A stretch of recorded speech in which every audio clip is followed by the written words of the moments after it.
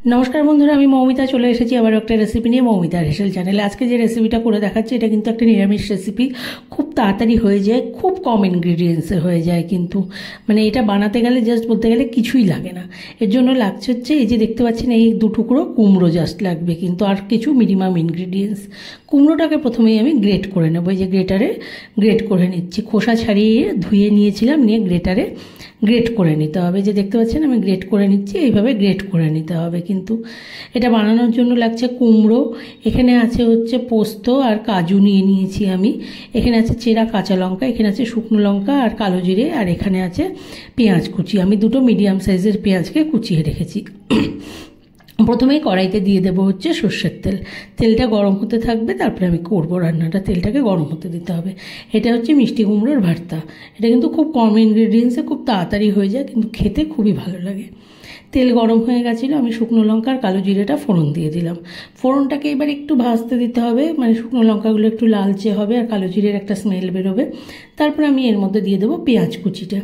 পেঁয়াজ কুচিটা দিয়ে পেঁয়াজ কুচিটাকে হালকা গোল্ডেন ব্রাউন কিন্তু হতে দিতে হবে, ততক্ষণ একটু ভাজতে হবে। আর পেঁয়াজ কুচিটা যখন আমি ভাজবো তখন কিন্তু প্রথমেই আমি নুন দেবো না, নুন দিলে পেঁয়াজের জল ছেড়ে যাবে, সেই জন্য এখন আমি কোনো নুন দিচ্ছি না। এই রান্নার একদম শেষে আমি নুনটা ইউজ করব। এখন আমি জাস্ট এটাকে এমনি তেলে হালকা গোল্ডেন ব্রাউন করে ভেজে নিচ্ছি। হালকা গোল্ডেন ব্রাউন করে ভাজা হয়ে গেছে, এবার আমি গ্রেট করা মিষ্টি কুমড়োটা দিয়ে দিচ্ছি। কিন্তু এই যে দিয়ে দিলাম গ্রেট করা মিষ্টি কুমড়ো।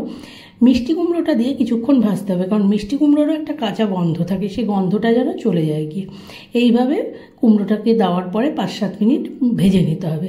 কুমড়োটা এদিকে ভাজা হতে থাক, আমি এদিকে পোস্ত আর কাজুটাকে পেস্ট করে নিচ্ছি। প্রথমে শুকনো একবার গ্রাইন্ড করে নিলাম, এইবার আমি দিয়ে দিচ্ছি একটু জল দিয়ে একটা স্মুথ পেস্ট করে নেব। কিন্তু এদিকে আমি কুমড়োটা ভাজা হয়ে গেছে গিয়ে দিয়ে দিচ্ছি নুন আর পরিমাণ মতো হলুদ এখন দিয়ে দিচ্ছি, কারণ কুমড়োটা অনেকটাই ভাজা হয়ে গেছে। আর নুনটা প্রথমে দিলে খুব বেশি জল ছেড়ে দেবে, সেই জন্য কিন্তু আমি নুন প্রথমে দিইনি, আগে ভেজে নিলাম, নিয়ে তারপরে নুনটা দিলাম। নুন আর হলুদ দিলাম, দিয়ে এবার আরও কিছুক্ষণ 3-4 মিনিট একটু ভাজতে হবে। তারপরে আমি দিয়ে দিচ্ছি চেরা কাঁচা লঙ্কা। আমি 3টে কাঁচা লঙ্কা দিলাম এমনি চিড়ে, আর 2টো দিয়েছি কিন্তু পোস্ত বাটার মধ্যে। হ্যাঁ, আমি টোটাল 5টা আর কি লঙ্কা ইউজ করছি, কারণ এটা খুব বেশি ঝাল কিন্তু হবে না আর কি। এবার আমি পোস্ত বাটাটা দিয়ে দিলাম, দিয়ে এটাকে এখন কিছুক্ষণ একটু টানাতে হবে, যে ভালো করে প্রথমে মিশিয়ে দিতে হবে পোস্ত বাটাটাকে। পোস্ত বাটাটা দিয়ে তারপরে একটু জল দেবো, মানে জাস্ট ওই মিক্সিটাকে ধুয়ে নিয়ে একটু জলটা দিয়ে দেবো, যে এই জারে আমি আর কি পেস্টটা করেছি ওইটা ধুয়ে নিয়ে জাস্ট একটু জলটা দিয়ে দিলাম। দিয়ে এবার এটাকে ভালো করে কিছুক্ষণ টানাতে হবে। আর এর মধ্যে দিতে হবে সামান্য চিনি, কারণ মিষ্টি কুমড়োতে একটু চিনি দিলে আর এইটা একটু মিষ্টি মিষ্টি হলে ভালো লাগবে আর কি। এমনি তো কাজু আছে, কাজুর জন্য একটা মিষ্টি ভাব আসবেই, তারপরেও একটু মানে চিনি দিলে টেস্টটা ব্যালেন্স হয়। আদারওয়াইজ আমি কিন্তু চেষ্টা করি রান্নায় খুব কম চিনি ব্যবহার করার, যেগুলোতে না দিলেই নয় সেগুলোতেই আমি দিই।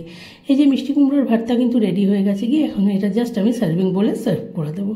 এই যে সার্ভ করে দিচ্ছি, মিষ্টি কুমড়োর ভর্তা একদম রেডি হয়ে গেল গিয়ে, এটা সার্ভিং বলে এখন সার্ভ করে দিচ্ছি।